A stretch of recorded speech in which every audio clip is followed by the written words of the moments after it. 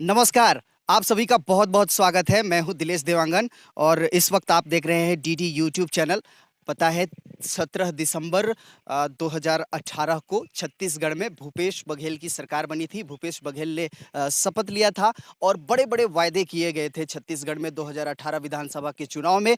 तो 3 साल पूरा होने के बाद क्या है विकास कार्य और उसका पूरा विश्लेषण करेंगे, पूरा मूल्यांकन करेंगे। मेरे साथ इस वक्त मैं वाड्रफ नगर के सरजमी पर हूं और बीजेपी और कांग्रेस दोनों दलों के बड़े बड़े दिग्गज हस्ती यहां पर मौजूद है और हम इनसे चर्चा करेंगे, जानेंगे 3 साल के कांग्रेस की सरकार का जो कार्यकाल बीता है उस कार्यकाल में किस तरह का विकास हुआ है, कितना विकास हुआ है, दावों और वायदों के हिसाब से कितना डेवलपमेंट हुआ है। आइए इस चर्चा की शुरुआत करते हैं और सीधे चलेंगे जिला कांग्रेस के उपाध्यक्ष हरिहर यादव जी के पास। और चूंकि सत्ता पक्ष के हैं तो शुरुआत इन्हीं से करते हैं। और जिन वायदों को लेकर के यहाँ की जनता ने जबरदस्त बहुमत दिखाई थी, जबरदस्त तरीके से वोट दिया था और पूर्ण बहुमत के साथ, बल्कि 70 सीटों में अभी ये काबिज हैं। तो आइए सबसे पहले इनका स्वागत करते हैं। बहुत बहुत स्वागत है सर डीडी यूट्यूब चैनल पर।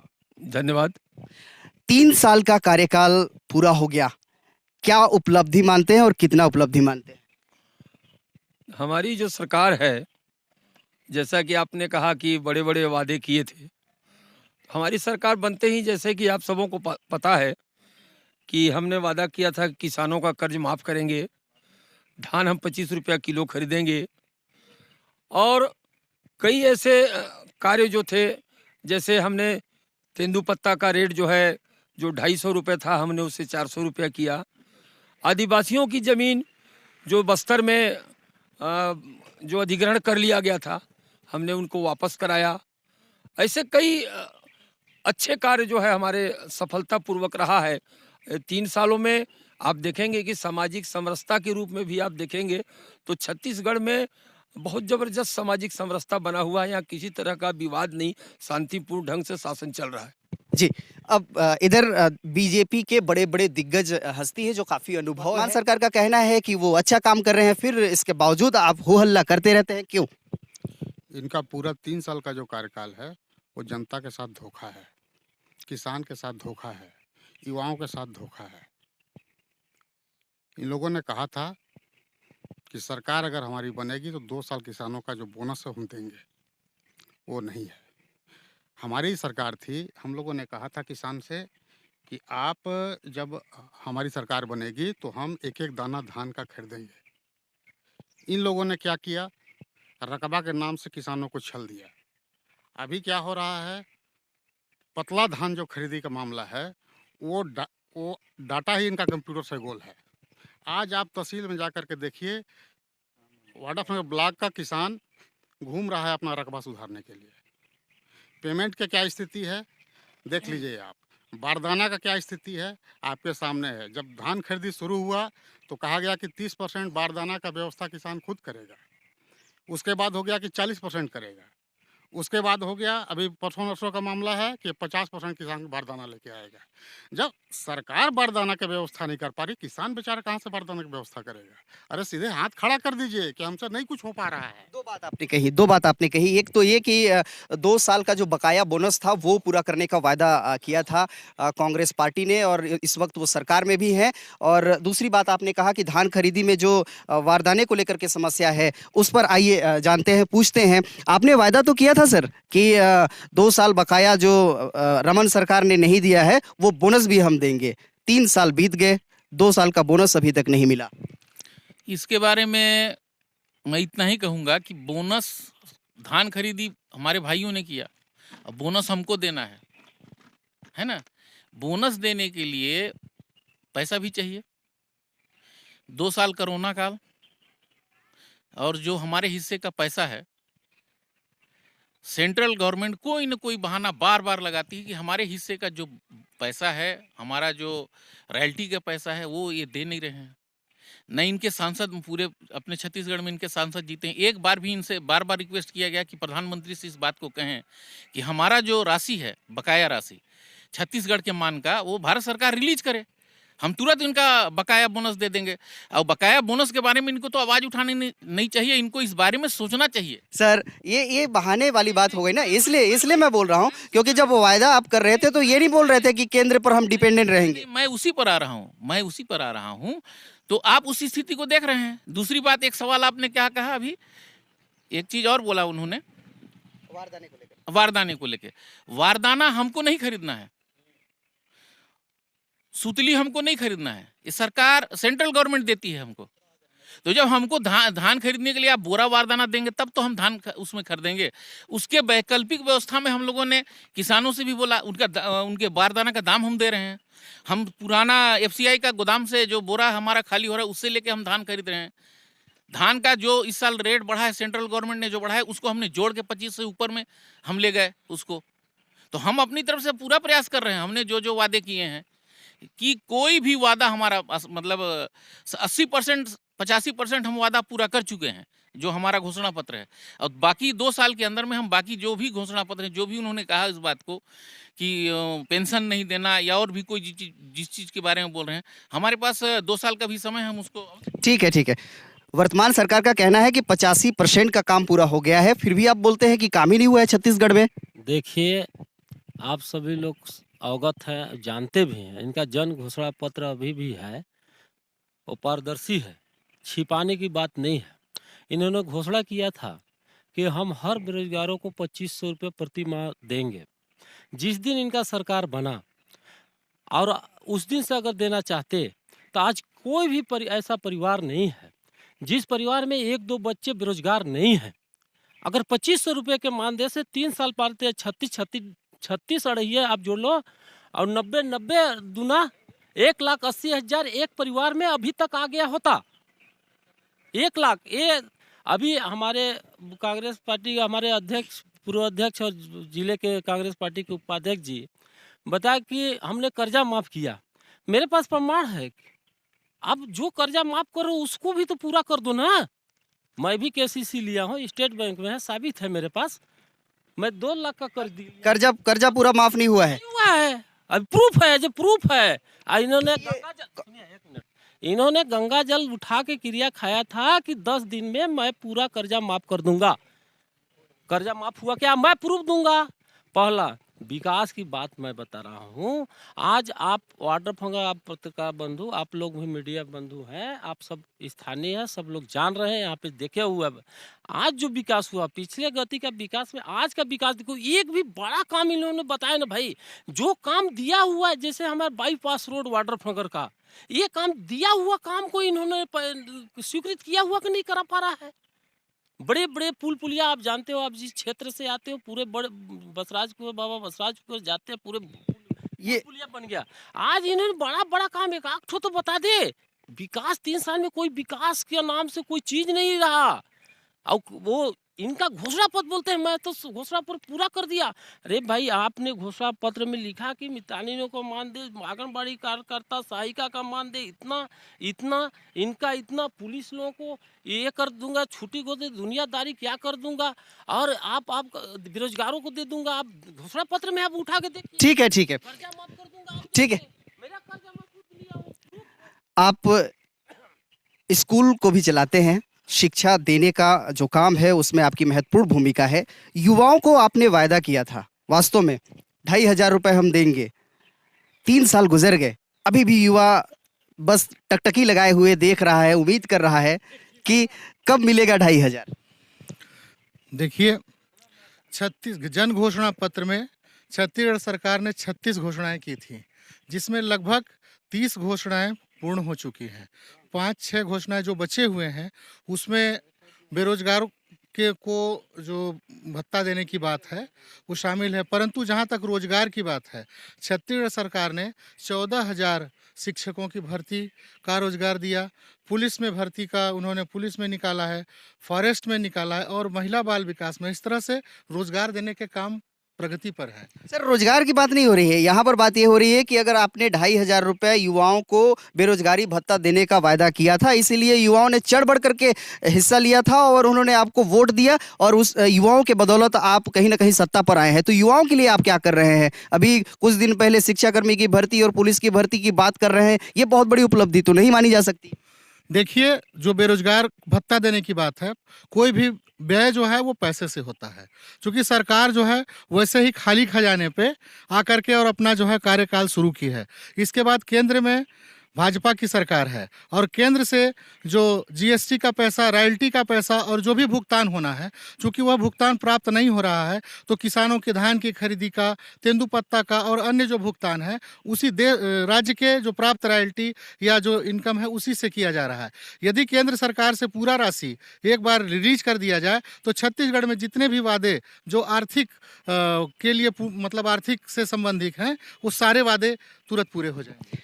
सर आप तो डंके के चोट पे कहते हैं कि हमने 100% कर्जा माफ कर दिया, सामने बैठे हैं बोल रहे हैं हमारा खुद का है, कर्जा माफी हुआ नहीं है, हम एविडेंस देने को तैयार हैं, फिर ये झूठे दावे क्यों करते हैं सर कि ये 100% हमने कर्जा माफी कर दी?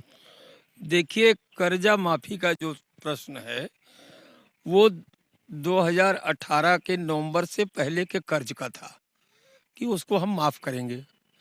इनकी टेक्निकल कुछ होगी, ये तत्कालिक कर्ज लिए होंगे, और नहीं तो कर्जा तो देखिए किसानों का माफ हुआ। और छत्तीसगढ़ ही एक ऐसा प्रदेश है कि जहाँ के किसान आज चढ़ बढ़ के उनकी आर्थिक स्थिति मजबूत है।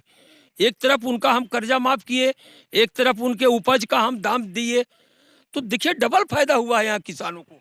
डबल फायदा की बात कर रहे हैं, वारदाना खुद खरीद करके बेच रहे हैं, 35 से 40 रुपए में वारदाना मिल रहा है सर। 25% के बाद अब 30%, अब 40% बोल रहे हैं। नहीं, देखिए वारदाने की जो समस्या है ये तो सेंट्रल गवर्नमेंट ने दबा के रखा है ना हमारी। वो तो ये पूरा का पूरा उसका ये व्यू है कि हम इनको इतना तकलीफ दे दें कि ये इनको अभी जो 70 सीट इनके हैं इनको हम दबा दें और आने वाले चुनाव में इन पर हम प्रेशर बना सके और परेशान करें किसानों को। हमारा छत्तीसगढ़ का जो मुखिया है वो किसान पुत्र है। देखिए वो किसानों को कभी नहीं नुकसान होने देगा।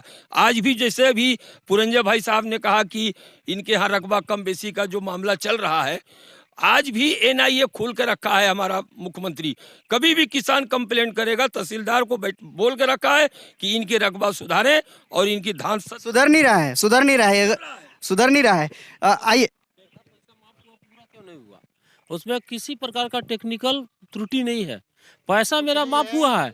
मेरा जो इसमें सरकार था तो कम पैसा है, किसी भी नहीं। किसान क्रेडिट कार्ड, स्टेट बैंक या दूसरे बैंक के जो टेक्निकल प्रॉब्लम नहीं, उसमें 89,000 माफ हुआ, बाकी 1,20,000 क्यों नहीं माफ हुआ? कांग्रेस नेताओं का ये कहना है कि केंद्र तो रॉयल्टी के पैसे दे नहीं रहे हैं, जीएसटी के पैसे दे नहीं रहे हैं, इसीलिए अभी तक 2 साल का जो इन्होंने वायदा किया था कि हम बोनस देंगे वो बकाया है। और आप लोग कहीं ना कहीं ये चाह रहे हैं कि अभी पैसा रोक करके रखें, विकास नहीं करेंगे ताकि 2023 में आपको फायदा मिल जाए। ये सब झूठा दोषारोपण है। कोई भी पार्टी जब अपना घोषणा पत्र बनाती है तो कोई केंद्र सरकार से पूछ के नहीं बनाती, वो अपने बलबूते पे घोषणा पत्र जारी करती है कि हम सत्ता में आएंगे तो ये करेंगे। और ये जीएसटी का जो पैसा है राज्य सरकारों का, वो केंद्र सरकार समय समय पे जारी करती है और उस पैसे को राज्य सरकार अन्य मद में खर्च कर देती होगी और सिर्फ बहाना है कि हम किसानों का जो है कि बोनस नहीं दे पा रही इस वजह से। और दूसरा जो रकबा का मामला है, मैं तहसील में रहता हूँ, जिसका जो 1 लाख का पर साल प्रति वर्ष धान बेचते थे, इस साल उनका रकबा 0 हो गया। वो 10 रुपये का भी धान बेचने की स्थिति में नहीं है। आवेदन तो दे रहे हैं लेकिन सुधर रहा है कि जानकारी मेरे को नहीं है, लेकिन आवेदन प्रतिदिन देखता हूँ 150 लोग आते हैं और सभी बोलते हैं कि मैं तो 2 हेक्टेयर में धान बेचा था, इस साल मेरा 0 हो गया। और आपके तक भी ये बात पहुँची होगी, पत्रकार हैं तो मैं यही कहूँगा कि सिर्फ किसानों को इस सरकार के द्वारा परेशान किया जा रहा है। 25 रुपये जो धान खरीदी का जो वादा था वो 25 एक मुश्त तो 25 रुपये मिल नहीं रहा है, वो भी किस्त बाई की, वो भी मेरे ख्याल पिछले साल का भी अभी चौथा किस्त नहीं मिला है। और ये दोषारोपण सिर्फ केंद्र सरकार पर कि हमारा जीएसटी का, रॉयल्टी का, क्योंकि सभी राज्य सरकारों का एक अपना जो हिस्सा होता है वो समय समय पर केंद्र सरकार उनको देती है। कब का पैसा इनका बचा है ये हमें नहीं, ये तो सार्वजनिक तौर पर, सार्वजनिक मंच पर मुख्यमंत्री जी भी बोल चुके हैं कि केंद्र हमारा पैसा रोक करके रखा है, हम लेटर लिख रहे हैं, फिर भी कोई कुछ नहीं सुनते हैं। सिर्फ ये प्रदेश की जनता को बताने के लिए बहानाबाजी है, और बाकी टेक्निकल मामला है, इसके तो बारे में तो सिर्फ ज़्यादा हम लोग वर्तमान सरकार यानी छत्तीसगढ़ सरकार को कोसना, और एक तरफ आप महंगाई बढ़ा रहे हैं, पेट्रोल डीजल के दाम बढ़ा रहे हैं, तो इस पर तो कभी नहीं बोलते। सवाल तो आपसे भी पूछे जाएंगे ना सर। ये जो कोरोना काल का जो हवाला दे रहे हैं, ये सेंट्रल गवर्नमेंट को भी तो कोरोना काल झेलना पड़ा है। ऐसे कह के कांग्रेसी बच नहीं सकते। और जो व्यक्ति किसी चीज़ को, जो आदमी के हाथ से निकल जाता है, उसको पाने के लिए न जाने कितने झूठे वादे करते हैं। जिस तरह की प्रेमिका को चांद ला के देने का वादा किया जाता है, तो क्या चांद किसी ने किसी प्रेमिका को दिया है लाकर? ये कांग्रेसियों का यही काम है। 15 साल तक ये लोग बेचारे परेशान रहे, और परेशान रहने के बाद जनता भी थोड़ा ज़्यादा मलाई खा ली थी, तो बोले कि थोड़ा टेस्ट बदल के देखें। तो ये टेस्ट बदले हुए में कांग्रेस आए हैं, कोई इनको जनता ने जिताया नहीं है। सर, छत्तीसगढ़ की जनता को आपने प्रेमिका बना भैया, दिया। मेरे बड़े भैया, मैं प्रणाम करता हूं उनको। ये प्रेमी और प्रेमिका की बात जो ला के दिए हैं, मैं कुछ सवालात इनसे भी करूंगा, इनकी पार्टी से भी करूंगा। जैसे अभी गोपी भाई बोल रहे थे कि धान खरीदी में लोगों का विलोपित हो गया है, तो कुछ टेक्निकल फॉल्ट होता है, कंप्यूटर में गड़बड़ी होती है, वहाँ यहाँ सुधारा जा रहा है। और बीजेपी हुकूमत के बाद से 30%, 25 से 30% रकबा धान का बढ़ा है। पहले 80 लाख मीट्रिक टन करीबन धान खरीदी होता था, आज 1,05,000 मीट्रिक टन धान खरीद। सर, ये तो हर वर्ष आंकड़े बढ़ेंगे ही बढ़ेंगे, और इन इन सारी बातों को, इन मुद्दों को आपने मद्देनजर रखते हुए वायदा किया होगा कि 25 रुपए हम खरीदी करेंगे। नहीं, धान जहाँ से भी खरीदी होगा, जहाँ भी पैदा होगा धान छत्तीसगढ़ के अंदर में, छत्तीसगढ़ गवर्नमेंट इसका शपथ उठा के बैठी है कि उस धान को हम खरीदेंगे हर हालत में, और आखिरी टाइम तक हम धान खरीदे हैं। अभी सोसाइटी का मामला है सर, किसान लोग जाते हैं टोकन के लिए, टोकन नहीं दिया जा रहा है। वहाँ के संबंधित अधिकारी कर्मचारियों से बात की जाती है, वो कहते हैं कि ऊपर से आदेश है कि छोटे किसानों को प्राथमिकता दी जाएगी, और 10 से 12 से ज़्यादा किसानों की धान खरीदी एक दिन में नहीं होगी। बताइए, सिर्फ 2 महीने का वक्त होता है, क्या पूरा हो पाएगा? आपका कहना यहाँ पर मैं इसको इस तरीके से लेता हूँ, पहले हमारे यहाँ धान खरीदी केंद्र कम थे छत्तीसगढ़ में, और मेरे जिला में भी। ऐसे में तो सर किसानों की संख्या एक दिन में प्रतिदिन बढ़ना चाहिए, कम क्यों हो रहा है? सुनिए तो फिर उस बात को सुनिए। धान खरीदी केंद्र को बढ़ाया गया है ताकि किसानों को तकलीफ कम हो। छोटे किसानों का धान खरीदी इसलिए किया जा रहा है पहले कि उनका खरीदी हो जाए, उनको पेमेंट मिल जाए जल्दी। बड़े किसानों को बाद में ले रहे हैं ताकि उनका पेमेंट बाद में हम लोग पेमेंट करेंगे। जैसे जैसे व्यवस्था हो रही है, सुचारू रूप से, सुचारू ढंग से धान की खरीदी हो रही है। इसमें जो ये हमारे भाई लोग ब्लेम लगा रहे हैं, ये इनका एकदम निराधार ब्लेम है। माननीय मुख्यमंत्री महोदय के नेतृत्व में छत्तीसगढ़ सरकार को सेंट्रल गवर्नमेंट बला बला के पुरस्कार दे रही है। मतलब हम काम अगर गलत कर रहे हैं तो फिर ये पुरस्कार क्यों दे रहे हैं इनकी सरकार, सेंट्रल गवर्नमेंट? ठीक है, ठीक है, आइए आइए बढ़ते हैं। साफ तौर पर कहना है कि अगर अच्छा कार्य नहीं करते तो केंद्र में आपकी जो बीजेपी की सरकार बैठी है, बुला बुला करके इनको अवार्ड दे रही है। क्यों? फिर तो अच्छा काम कर रहे हैं ना, मानना पड़ेगा। यहाँ आप लोग भी किस काम का अवार्ड दे रहे हैं इनको? ये धान खरीदी का जो ढोल पीट रहे हैं, हमारी सरकार में 1 नवंबर से धान खरीदी चालू हो जाता था, ये आपको सर्वविदित है। ये 1 महीना और डिले करके दिसंबर में चालू किए हैं, और रकबा कटने की बीमारी इनके ही समय में क्यों हो रही है? पहले भी तो खरीदी होती थी। ऐसा कभी कोई किसान नहीं कहा होगा कि पंजीयन में घूस देना पड़ रहा है, रकबा बढ़वाने में घूस देना पड़ रहा है, रकबा जीरो हो गया। दौड़ दौड़ के परेशान है। तहसीलदार अलग कुदाता है, पटवारी अलग दौड़ाता है, आरआई अलग दौड़ाता है, एसडीएम अलग, सब टाल मटोल है ये। इनको धान खरीदना नहीं है। 19 रुपये सेंट्रल गवर्नमेंट देती है, 6 रुपये देने में साल भर में भी नहीं दे पाते हैं 6 रुपये को। ये धान खरीदने में दर्द हो रहा है। आप धान सही तरीके से खरीद नहीं रहे हैं। बहुत सही आरोप है कि पहले बीजेपी की सरकार थी तब 1 नवंबर से धान खरीदी शुरू हुआ था, इस बार आपने 1 दिसंबर से किया। देखिए, धान खरीदी की जो बात है, धान तो कटा ही नहीं था, तो कहाँ से 1 नवंबर से खरीदी होगा? क्यों क्यों क्यों क्यों क्यों क्यों हम 1 अक्टूबर को ही अगर दुकान खोल दें और धान यदि कटेगा ही नहीं और हमारे पास आएगा नहीं तो हम दुकान खोल के क्या करेंगे? सवाल है कि नवंबर हो या दिसंबर हो, सवाल है किसान के धान खरीदने का। हम किसान ये बंदिशें क्यों है सर? ये क्यों बंदिशें हैं कि सिर्फ 10 से 12 किसान ही सिर्फ जाएंगे सोसाइटी में धान बेचेंगे? ऐसा क्यों है? बिल्कुल है, आसपास के समिति में ये बोला जाए कि 10 से 12 किसानों को हम उससे ज्यादा शामिल करेंगे तो आप एक्शन लेंगे, आप कार्रवाई करवाएंगे? अगर ऐसा कोई कर्मचारी कहता है कि 10 या 12 ही किसान का पर डे खरीदी करूंगा तो उसके खिलाफ अगर शिकायत आती है तो कार्रवाई होगा। आरोप निराधार है एकदम 100%। ये आरोप निराधार है। अगर इस तरह का कोई भी वारदात हमारे संज्ञान में आता है ब्लॉक लेवल पर तो हम उस पर तत्काल कार्रवाई करेंगे। इनका आरोप निराधार है। साफ तौर पर कहना है कि ऐसा कोई मामला नहीं है, जबरदस्ती का आप हवा खड़ा करते हैं। नहीं, देखिए, पिछले बार के भी बहुत किसान खाली हैं जो मजबूर हो गए। हम लोग इसको जिला पंचायत में भी उठाया था। ध्यान से सुनिए, मैंने जिला पंचायत में उठाया था। जो रकबा कटा हुआ था पुनः जिला पंचायत कलेक्टर द्वारा पुनः वहाँ रायपुर में बात किया गया। इसके बाद जाके पुनः वहाँ से जब यहाँ सब बंद हो गया था फिर खोलवा के कुछ लोगों को जोड़ा गया। इसके बाद भी कुछ लोग का रकबा नहीं जुड़ सका, जो बेचने से वंचित हो गए। उसके बाद भी आप लोगों को आपको बता दूं कि जो व्यक्ति के पास माल था अगर उसको मार्केट में ले जा रहा था बेचने में, उसमें भी धरपकड़ था। जो अपना किसान पैदा किया हुआ जो अपने खाता में नहीं बेच पा रहा था, उसका कट गया था रकबा, वो माल मार्केट में ले जा रहा था बेचने, पकड़ाया है, उसका प्रूफ है और किसान का, और रो रहा था। और अभी भी माल और बात इन लोग कर रहे हैं। इनका सरकार बोलते हैं 1 दिसंबर, पिछले बार 1 नवंबर से जब मेरा सरकार खरीदता था तो हल्ला किए थे इन लोग। 15 नवंबर से खरीदना चालू किए थे, याद होगा। दिसंबर नहीं, 1 दिसंबर नहीं, 15 नवंबर से खरीदना चालू किए थे। 15 से स्टार्ट पिछले बार जब हम लोग हल्ला किए थे तो, और इस बार इन्होंने 1 दिसंबर से खरीदना चालू किया है। अब मेरा धान 4 नवंबर को तैयार हो गया था कट के। कौन कहता है नहीं हुआ था? मैं नहीं, इनसे नहीं इनसे एज ए प्रूफ इस समय इनसे रिकॉर्ड में पूछिए ना कि इन्होंने 15 नवंबर से क्यों खरीदना चालू किया। जब हम लोग हल्ला किए कि हम लोग 1 नवंबर से खरीदते हैं तो इन लोग 15 नवंबर से खरीदना चालू किए, और इस बार 1 दिसंबर से क्यों किए? ये जवाब लीजिए।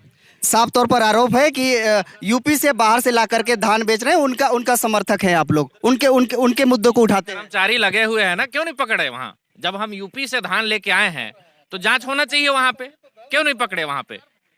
किसान, हर किसी का धान आगे पीछे पैदा होता है। कोई आगे बेचना चाहता है, आगे कट जाता है उसका धान, किसी का पीछे कटता है। जब जो समय निर्धारित है उस समय पे खरीदे। बॉर्डर पे तो आपके तैनात हैं, तो कैसे बाहर से अदर राज्यों से धान क्यों आ रहा है सर? चोरों की कमी नहीं है, और चोरों पर अंकुश लगाने की जिम्मेदारी आपकी है ना सर? उस पे अंकुश लगाने के लिए हमारे सारे कर्मचारी अधिकारी तैनात हैं, लेकिन उसके बाद भी चोर तो ये तो आपके नेता कह रहे हैं ना कि यूपी और झारखंड से धान आ रहे हैं। वहाँ से धान आ रहा है और उस धान को हम लोग पकड़ रहे हैं और उसको पकड़ेंगे ही पकड़ेंगे, ठीक है। और जहाँ तक नवंबर दिसंबर की बात है, सवाल इस बात का है कि दिसंबर से धान की खरीदी जो हो रही है वो जायज़ इसलिए है क्योंकि धान तब तक कुछ सूख जाए, थोड़ा सा ठीक ठाक हो जाए, ताकि वो रखा जाए। तो गलत, इसका मतलब बीजेपी की सरकार जब थी और 1 नवंबर से धान की खरीदी हो रही थी तो वो गलत था। उनका अपना लुकआउट था। हमारी नीति दूसरी है, हम 1 दिसंबर से खरीदेंगे। जो बीजेपी करेगा वही हम थोड़ा, जो बीजेपी करेगी वो हम नहीं करेंगे। ये क्या है ना, ये जितने भी धान का जो ट्रैक्टर और ट्रक पकड़ाए हैं वो सब कांग्रेसियों के हैं, और ये शुरू से इनका यही धंधा रहा है। लेकिन अब क्या है कि अब रंगे हाथ पकड़े जाने के बाद अब किसी के ऊपर ब्लेम लगा दे रहे हैं। नहीं तो जिसकी सरकार होती है उसकी पावर होती है, और उसके थानेदार होते हैं, उनके एसडीएम होते हैं, उनके तहसीलदार होते हैं, उनकी ही गाड़ी पार हो सकती। विपक्षियों की कभी तो कुछ हो ही नहीं सकता। ये बेचारे बीजेपी के ऊपर इनके द्वारा जबरदस्ती लादा जा रहा है। अगर रिकॉर्ड में अगर इनका है तो उस ट्रैक्टर वाले का नाम बताएं, जरा क्लियर करें कि क्या नाम का वो ट्रैक्टर पकड़ाया है और किसकी धान पकड़ाई, वो क्लियर हो जाए। लोगों के सह पे और कांग्रेस के नेताओं का ही कहीं न कहीं बाहर से आ रहा है धान, ये है बीजेपी का आरोप। ऐसा नहीं है, पूरे माफिया जो हैं धान की वो पूरे बीजेपी के लोग हैं। कोचिया जिसको बोलते हैं। और रही बात कि अधिकारी लोग ड्यूटी कर रहे हैं और पकड़ रहे हैं, लेकिन रास्ते कई हैं, इसलिए कुछ कुछ धान आ जा रहा है। उन रास्तों के बारे में तो आपको भी पता है ना सर? वहाँ पे भी ड्यूटी लग रहा है, कार्रवाई हो रहा है। 3 साल इसका मतलब चोरी हो गया, बाहर का धान यहाँ छत्तीसगढ़ में आ गया। अभी अभी आपने शुरू किया है? नहीं, हमारी जब से सरकार आई है तब से बॉर्डर सील हुआ है हर साल। बाहर से जितना धान आ रहा है वो आप लोग ला रहे हैं, बीजेपी वाले ला रहे हैं चोरी चुपके। कांग्रेस के घोषणा पत्र में जो है धान के अलावा और भी जो है घोषणा किए थे, जैसे कि शराबबंदी को बंद करेंगे, हाथ में गंगा जल लेके, और जो है भरे मंच में जो है शपथ लिए थे कि हम शराबबंदी को करेंगे बंद। तो शराबबंदी तो बंद हुआ नहीं, उल्टा जो है होम डिलीवरी भी होने लगा वो। ठीक है, युवाओं से आइए, जो कांग्रेस के कुछ युवा नेता यहाँ पर बैठे हुए हैं, हम उनसे सवाल करते हैं। शराबबंदी का भी आपने वायदा किया था, 3 साल गुजर गए, शराब बंद नहीं हुआ, यहाँ तक कि होम डिलीवरी का भी व्यवस्था आपने दे रखा है। शराबबंदी को लेकर जो हमारी सरकार की कमेटी बनाई गई थी, उसमें जनरली प्रॉब्लम ये आ रहा था कि जो पिछली गवर्नमेंट में ने था क्या किया कि पहले प्राइवेट कंपनी था, लेकिन इसने पहले क्या कि गवर्नमेंट ने खुद अपना स्टार्ट कर दिया, तो जो लोगों का जो कंजम्पशन जो था हमारे छत्तीसगढ़ में कंटिन्यू बढ़ा। अब इसको हटाने के बाद जो हमारी कमेटी बनी है वो ये डिसीजन लेगी कि इसको हम कम कैसे किया जाए। इस जैसे शहरों में, जैसे बिलासपुर जैसे शहरों में जब मैं था उस समय भी ये था कि बहुत सारे जो पब्लिक प्लेस थे जहाँ पे बहुत सारी घरें थी, महिलाओं थी, उन लोग को दिक्कत हो रहा था, तो वहाँ से हटा दिया गया। इसके लिए एक रोड मैप भी तैयार किया गया कि आप इसको सिटी के बीच में नहीं कर सकते हो। इसी के थ्रू अपना भी जो सारा कब तक सर शराबबंदी, कब तक, उस पर बात करिए ना। 3 साल हो गए, कमेटी तो आप जैसे सत्ता में बैठे वैसी बना सकते थे, जी क्योंकि आपने वायदा किया था। नहीं वादा किया था, तो इसको जल्द इस पर निर्णय लिया जाएगा। जो शराबबंदी नहीं हो पाया है अभी तक। समाज में जो समाज के लोग हैं छत्तीसगढ़ के, इनसे हम राय ले रहे हैं, सभी समाज के लोगों को। कब राय कब होगा? 3 साल तो गुजर गए। कमेटी बनी है, कमेटी के लोग इससे राय ले। जैसे देखिए हमारा छत्तीसगढ़ जो स्टेट है, आदिवासियों की संख्या ज्यादा है। 2 महीना जब चुनाव होगा उससे 2 महीने पहले आप, चूँकि आदिवासियों की संख्या ज़्यादा है और उनके समस्त तीज त्योहारों में शराब का उपयोग, ट्रेडिशन मतलब उसको अनादिकाल से उनके जो है उनके पूर्वज और सब करते आ रहे हैं, उनके देवी देवताओं को प्रसन्न करने के लिए शराब की आवश्यकता होती है। और हमारा छत्तीसगढ़ आदिवासी बहुल राज्य है, इसलिए हम जब तक उन सभी समाज के वर्ग के प्रमुखों से राय नहीं ले लेते कि इसको बंदी के लिए कौन सी प्रक्रिया अपनाई जाए, तब तक हम इसको पूर्ण तरह से। सर जब आप शराबबंदी के लिए घोषणा कर रहे थे तब आपने ये पता नहीं किया था क्या, यही के निवासी, आपको पता है कि छत्तीसगढ़ में आदिवासी बहुल इलाका है, यहाँ आदिवासी वर्ग के लोग रहते हैं और उनका पारंपरिक जो है, चाहे वो पूजा अर्चना का मामला हो, ये तो इससे तो आप अवगत थे ना सर, अभी इस बात को कहने की क्या जरूरत? देखिए बात यह है कि किस चीज़ को बंद करना है, तो हमारे देश में 3-4 स्टेट हैं जो बंद किए हैं शराब का, शराबबंदी है। गुजरात में है, हमारे बगल में बिहार में है। तो बिहार में क्या हो गया कि शराब के चलते इतना आदमी मर रहे हैं, जहरीली शराब पी के, अनाप शनाप तरीके से लोग शराब बना के बेच रहे हैं। हम ये नहीं चाहते हैं कि हमारे छत्तीसगढ़ में ये सब बातें हों। जी, वास्तव में ये खबरें तो आपने भी सुनी होगी कि गलत शराब या कुछ शराब में ऐसे केमिकल चीज़ों को खाने के बाद कई लोगों की मौत हो गई थी। देखिए ऐसा है कि हिंदुस्तान में जो शराब है वो आज का विषय नहीं है, 2 साल 3 साल का, ये आदिकाल से चलता आ रहा है। विषय को ये लेकर के आए थे कि हम शराबबंदी करेंगे, ये भी जानते थे, है ना। अब आज चाचा जी हमारे कह रहे हैं कि जो बीजेपी करेगी वही हम करेंगे। बात सही है, आप मत कीजिए, भगवान करे आप मत कीजिए। आप 50 साल में 3 ठो हाई स्कूल वार्डफनगर ब्लॉक में खोले थे, हम लोग 15 साल में उसको 28 हाई स्कूल में बदल दिए। भगवान करे आप ना करें, है ना।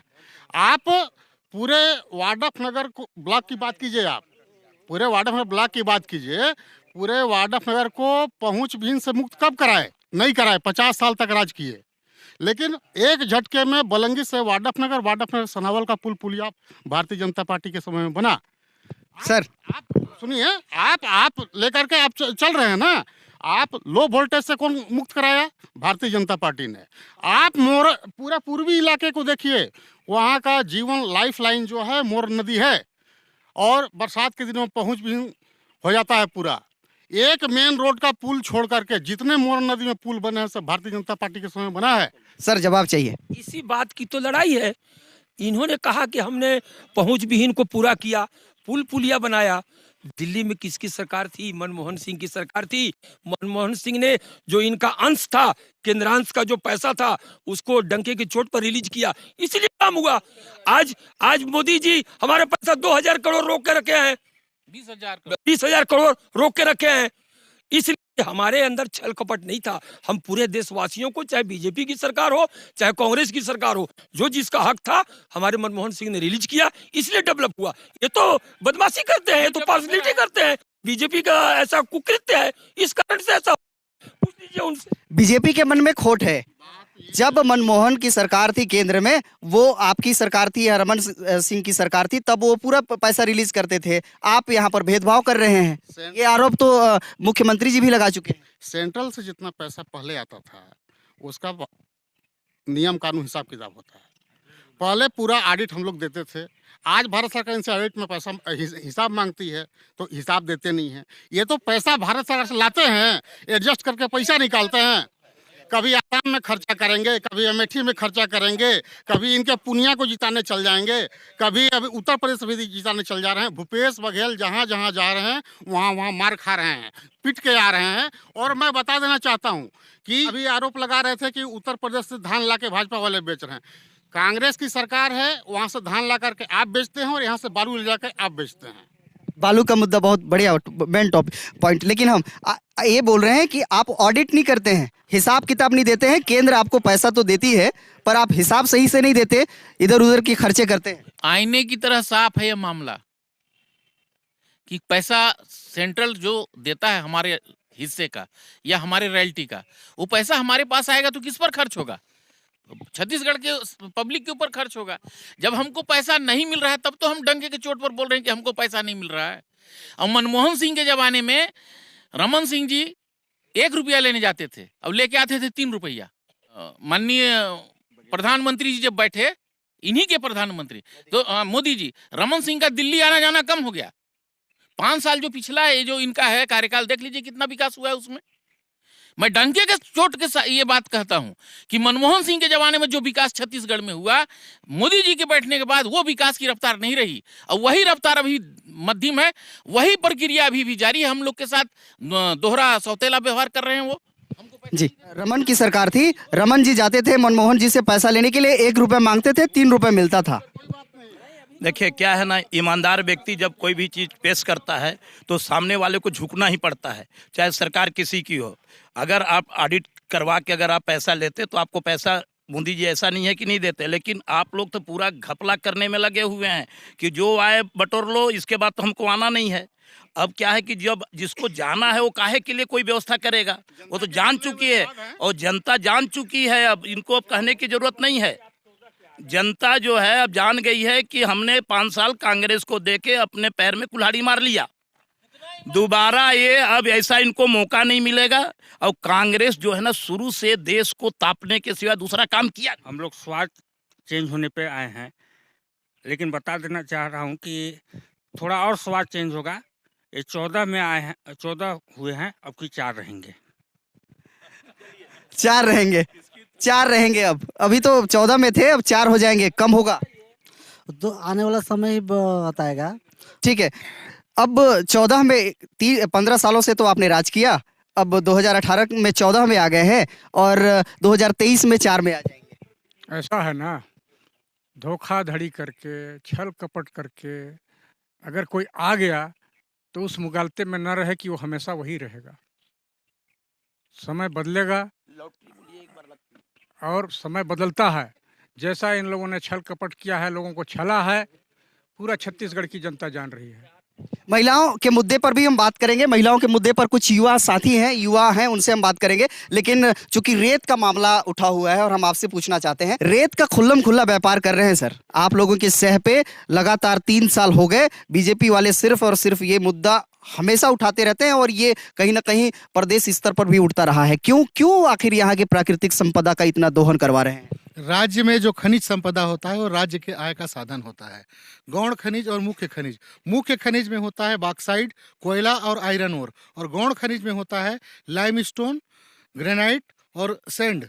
और सरकार के जो आय का मुख्य साधन जो होता है वो इससे प्राप्त रॉयल्टी होता है, और आपके गांव का जो विकास होता है डीएमएफ की जो राशि आती है इनको बेचने से, खनिज से, और जो राशि प्राप्त होती है उस राशि से गांव का विकास होता है। वर्तमान में अगर आप सभी को जानकारी होगी तो जितने भी स्वास्थ्य के डॉक्टर रखे गए हैं और कोरोना काल में जो स्वास्थ्य का कार्य किया गया है इस गौण खनिज से प्राप्त रॉयल्टी के आय से ही किया गया है। सरकार के पास इतनी आय नहीं थी अन्य मद से कि इतने इस कोरोना काल में इस गंभीर बीमारी से आर्थिक रूप से जूझा जा सके। इसलिए मैं आपको यह कहना चाहता हूं कि जो भी खनिज की आय होती है उससे सरकार के विकास कार्यों पर सरकार के द्वारा खर्च किया जाता है। जवाब दीजिए। देखिए, सभी को योजना भी मालूम होना चाहिए। गौड़ खनिज योजना और डीएमएफ में धरती आसमान का अंतर होता है। डीएमएफ केंद्र सरकार का जो पैसा है डायरेक्ट कलेक्ट होता है। गौड़ खनिज का और गौड़ खनिज और गौड़ मैं बता रहा हूँ, सुनिए, मैं बता रहा हूँ गौड़ खनिज जो, सुनिए, गौड़ खनिज जो है रॉयल्टी से जो इनकम होता है इसे गौड़ खनिज में जाता है। गौड़ खनिज में जब जाने के बाद उसका डिवाइड होता है, उसी जहां से गौड़ खनिज निकला रहता है वहां पे विकास कार्य के लिए ध्यान दीजिएगा। और गौड़ खनिज के कुछ राशि से हमारे नॉर्थ सोर्स का ये जो बता रहे थे वो भर्ती हुआ है, बाकी डीएमएफ से हुआ है। डीएमएफ का पैसा पूरे केंद्र सरकार का पैसा जिसका डायरेक्ट अध्यक्ष कलेक्टर होता है, इन्होंने विधायक को बना दिया था, इन्होंने बीच में फिर केंद्र सरकार ने रिजेक्ट किया, क्योंकि डीएमएफ डायरेक्ट पैसा केंद्र सरकार का होता है, पहला। दूसरा, डीएमएफ से जो भर्ती हुआ है और गौड़ खनिज अलग अलग योजना है।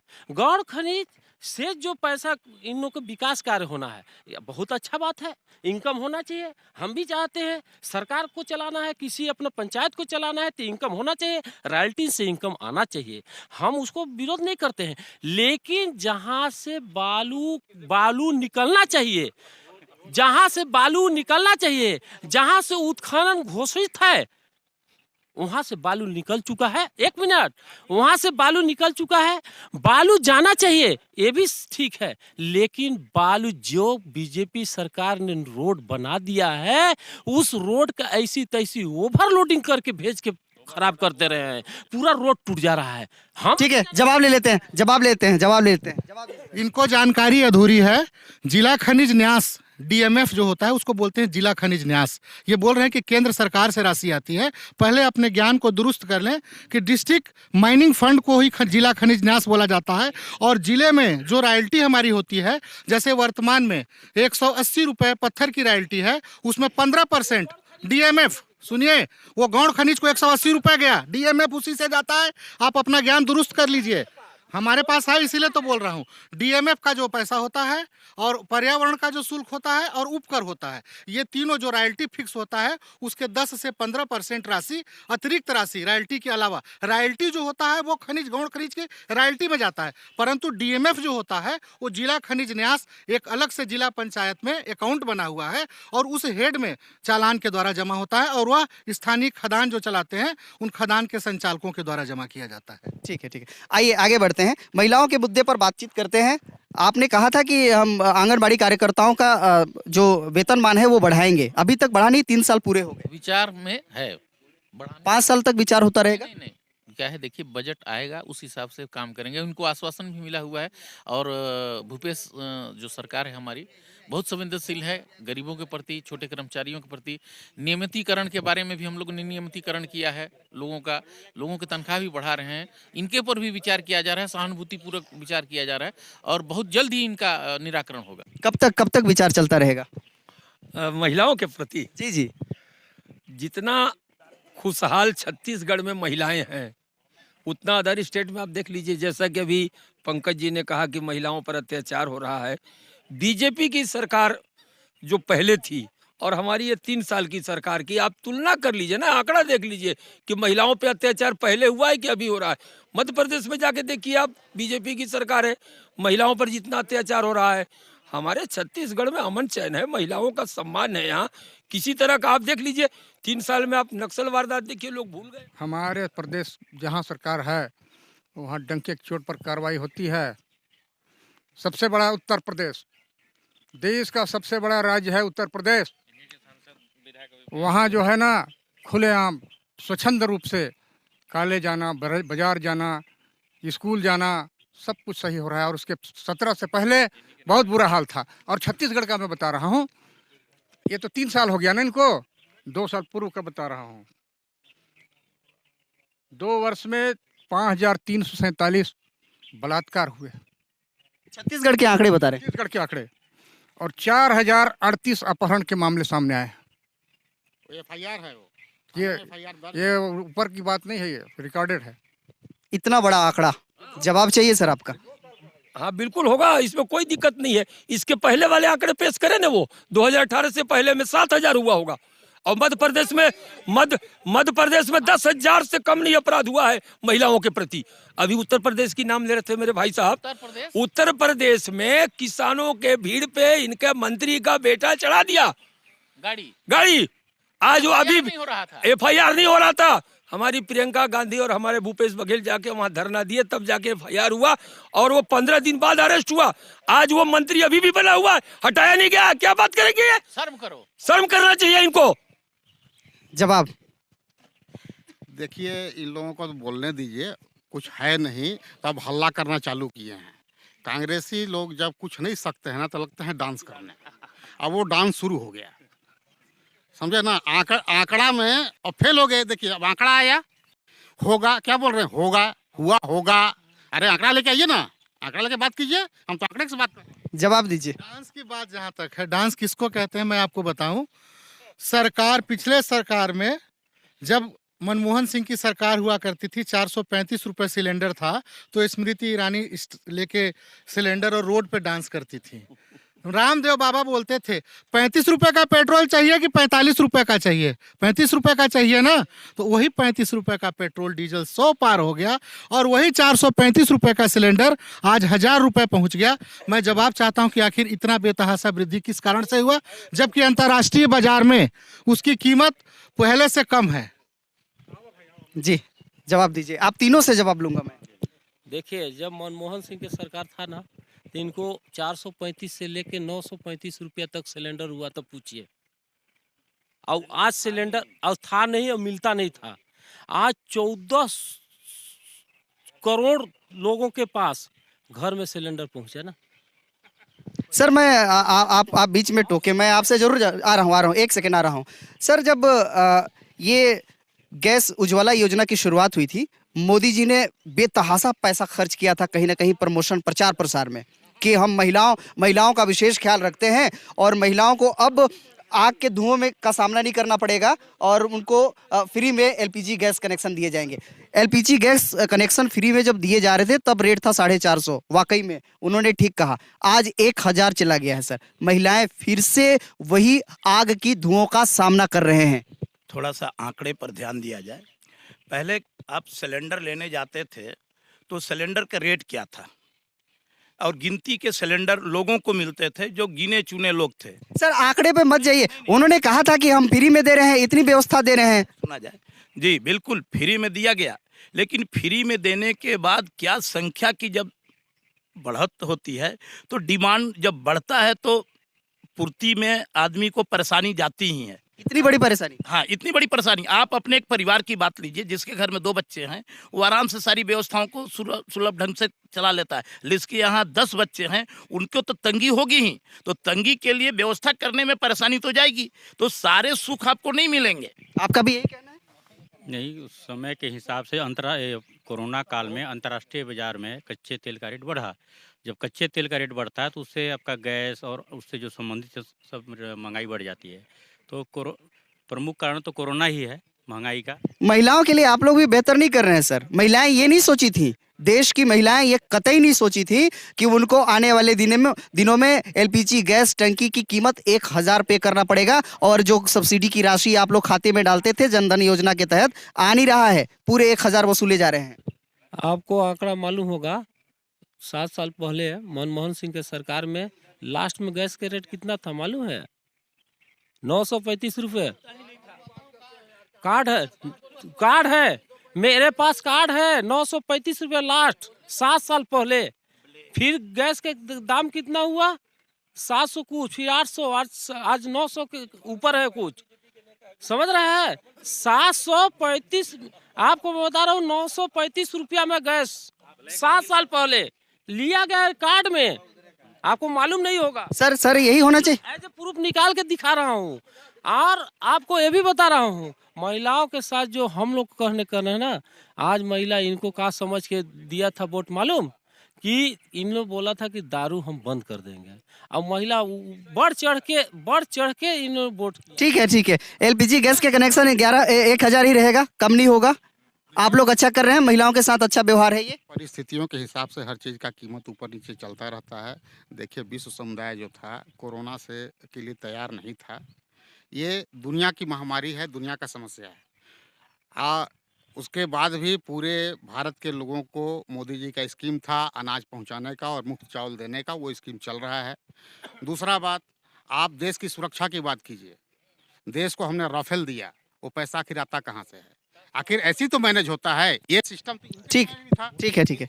सर ये कहा जा रहा है, बीजेपी वाले ये कह रहे हैं कि हम तो फ्री में भी गैस कनेक्शन बांट दिए, 10 सालों तक आप थे, आपने तो इस पर विचार नहीं किया। 10 साल पहले, ये जो 7 साल पहले गैस का दाम, चाहे मिट्टी तेल का दाम, पेट्रोल का दाम या डीजल का दाम कहाँ था, वो अभी कहाँ है, इसको कहने की ज़रूरत नहीं है। ये हमारे भाइयों को समझना चाहिए कि हम कहाँ, किस रेट में इनको क्रूड ऑयल मिल रहा है और किस रेट में बेच रहे हैं। और मनमोहन सिंह के ज़माने में क्रूड ऑयल क्या रेट था और किस रेट में बिका, ये कहने की बात नहीं है। और ये जो उज्ज्वला योजना के तहत ये जो बोल रहे हैं कि फ्री में गैस दे रहे हैं, गैस लेने वालों से पूछिए आप जाके कि उनको कितना पैसा देना पड़ा, चूल्हा के नाम पर, कनेक्शन के नाम पर, फलाने के नाम पर, और दोबारा सिलेंडर वो ले नहीं पाए। वो तो कह रहे हैं कि ये सब महंगाई कहीं ना कहीं जनसंख्या वृद्धि का भी असर है और राफेल ला रहे हैं, देश की रक्षा की बात कर रहे हैं। देखिए, रक्षा की बजट हर सरकार में अलग से रहती है। रक्षा के लिए इनको महंगाई बढ़ा के अगर ये राफेल खरीद रहे हैं तो ये तो बिल्कुल गलत है। ये तो सीधे सीधे जनता के छाती पर पत्थर रख के कर रहे हैं। फिर हमारी देश में जब भी कोई भी, पहले की भी सरकार या आज की भी सरकार, रक्षा बजट को पहले से उसका फिक्स बजट है, उसी के अंतर्गत राफेल खरीदें या बफोर्स खरीदें या जो भी खरीदना हो। हाँ, ये राजा का शासन नहीं है कि हमने तुमको फ्री दे दिया, ये हमारा अधिकार है, भारत की जनता का अधिकार है कि उसको उस सामान मिले फ्री। किसी के बाप के घर का सामान नहीं है कि हमने दे दिया फ्री, वो इसी जनता से आता है और इसी जनता के लिए है और इसी जनता को ही चाहिए। सही सब कुछ होता है, तो जो भी आ रहा है आपके पास, जो हमको मिल रहा है, जो टैक्स पेयर है वो टैक्स पेयर। जी, एक आरोप अमूमन लगता रहता है, आप लोग फ्री का बड़ा डंका पीटते हैं, फ्री का वैक्सीनेशन का डंका पीटते हैं कि हम फ्री पे वैक्सीनेशन कर रहे हैं। सर फ्री का वैक्सीनेशन कहाँ, वसूली तो पेट्रोल और इन्हीं गैसों से हो रही है। अरे बाबा, हम लोग तो काम कर रहे हैं, हल्ला तो वही करते हैं कि फ्री कीजिए। हम लोग तो काम कर रहे हैं, हम लोग तो काम कर रहे हैं, सरकार में बैठे हैं, काम कर रहे हैं। कह रहे हैं कि जनता इनको पसंद नहीं करती। अरे 2 बार से भारतीय जनता पार्टी की सरकार केंद्र में बनी तो जबरदस्ती थोड़ी बैठे हैं। हमारे सम्मानित साथियों को थोड़ा शब्दों का चयन ठीक ठाक करना है, बाप दादा पर मत जाएं। राजा भी काम करते थे, टैक्स लेते थे, राजा ऊपर से खजाना लेकर के धरती में नहीं आता था। तो सिस्टम पे चलना चाहिए, मर्यादित भाषा में बातचीत करनी चाहिए। छत्तीसगढ़ सरकार के 3 साल पूरे होने पर हमने यहाँ पर बीजेपी और कांग्रेस के तमाम बड़े हस्ती और तमाम बड़े लीडर को बैठा करके मूल्यांकन किया और विश्लेषण किया कि किस हद तक जो वायदे किए थे उसके हिसाब से यहाँ डेवलप हुआ है या नहीं। तो ये बहस और ये डिबेट आपको कैसा लगा, हमें कमेंट बॉक्स पर, जी हाँ बिल्कुल मत भूलिएगा, कमेंट बॉक्स में भर के लिखिएगा, बताइएगा और क्या सत्ता पक्ष से और विपक्ष से सवाल करनी चाहिए ये भी आप हमें लिखिएगा, जरूर बताइएगा। डीडी यूट्यूब चैनल को अभी तक अगर आपने सब्सक्राइब नहीं किया है तो कर लीजिएगा और बेल आइकन को प्रेस करके ऑल में सेलेक्ट कर दीजिएगा ताकि नए वीडियो का नोटिफिकेशन आप तक पहुंचता रहे। बहरहाल दिलेश देवांगन को दीजिए इजाजत, नमस्कार।